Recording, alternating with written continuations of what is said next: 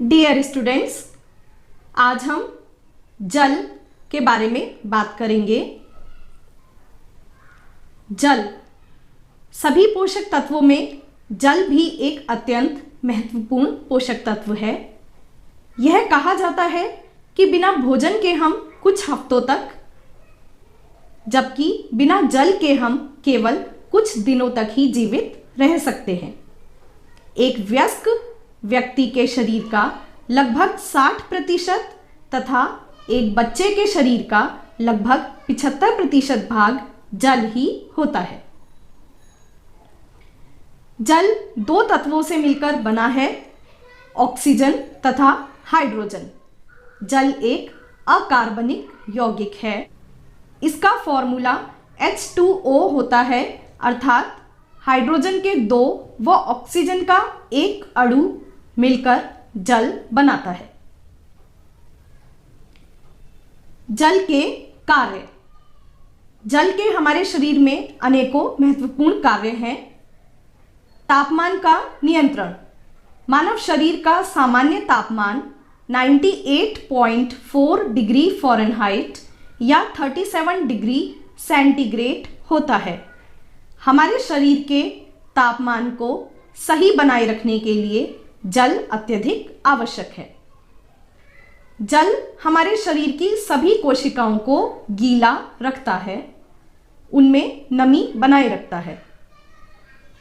जल का एक महत्वपूर्ण कार्य यह है कि हमारे शरीर के जितने भी व्यर्थ पदार्थ होते हैं, उन सभी को शरीर से बाहर निकालने का कार्य भी जल ही करता है।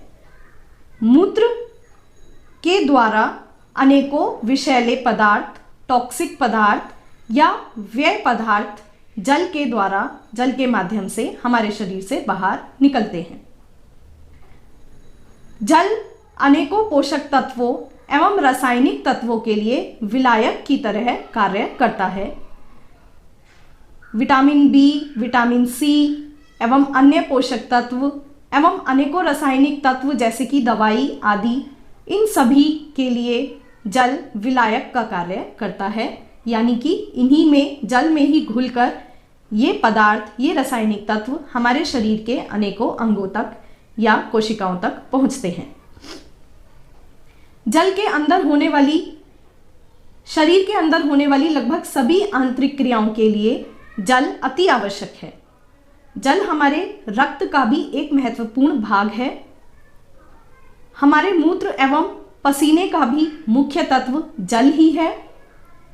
जल हमारे शरीर की म्यूकस मेम्ब्रेन को गीला रखने में मदद करता है। जल पाचन में भी मदद करता है एवं कब्ज को रोकने में मदद करता है। इसी के साथ साथ जल में अनेकों पोषक तत्व जैसे कि खनिज लवण विद्यमान होते हैं।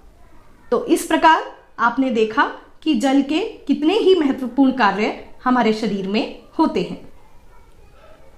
जल की दैनिक आवश्यकता। बच्चों, जल हमारे शरीर में एकत्रित नहीं होता, इसीलिए जल की पर्याप्त मात्रा रोज लेना अति आवश्यक है। उम्र, लिंग एवं कार्य के अनुसार जल की अलग अलग मात्रा व्यक्तियों के लिए निर्धारित है एवं आवश्यक है। एक स्वस्थ स्त्री को लगभग 2 लीटर एवं एक स्वस्थ पुरुष को लगभग 2.5 लीटर जल, स्वच्छ जल रोज पीना चाहिए। इसी के साथ गर्भावस्था एवं स्तनपान के दौरान अधिक मात्रा में जल की आवश्यकता होती है।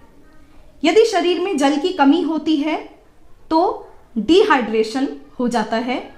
ज़्यादातर बच्चों में डिहाइड्रेशन देखने को मिलता है, जिससे कि मृत्यु तक हो सकती है। ठंडे वातावरण की अपेक्षा गर्म वातावरण में जल की अधिक आवश्यकता होती है। इसी प्रकार जो लोग अधिक शारीरिक श्रम करते हैं, उन्हें अधिक जल की आवश्यकता होती है। कुछ बीमारियां जैसे उल्टी एवं दस्त, बुखार आदि में शरीर को अधिक जल की आवश्यकता होती है। जल के स्रोत। जल भी व्यक्ति 2 तरह से ग्रहण कर सकता है। जल को ग्रहण करने का सबसे अच्छा तरीका है कि शुद्ध पानी सही मात्रा में रोज ग्रहण किया जाए। परंतु उसके साथ साथ हमारे भोज्य पदार्थों में भी हमें जल की प्राप्ति होती है।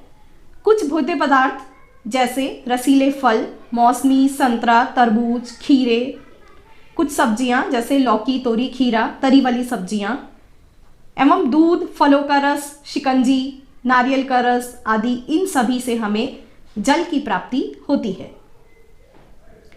जल की कमी से डिहाइड्रेशन हो जाता है, जिसकी वजह से सरदर्द, सूखे होंठ एवं त्वचा, गहरे रंग का मूत्र, कमजोरी, थकान एवं मानसिक कंफ्यूजन की स्थिति पैदा हो जाती है।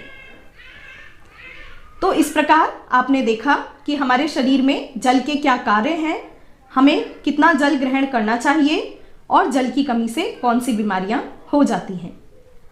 आगे की वीडियोस देखने के लिए आप हमारे चैनल को सब्सक्राइब कीजिए और हमारे साथ बने रहिए। तब तक के लिए गुड बाय।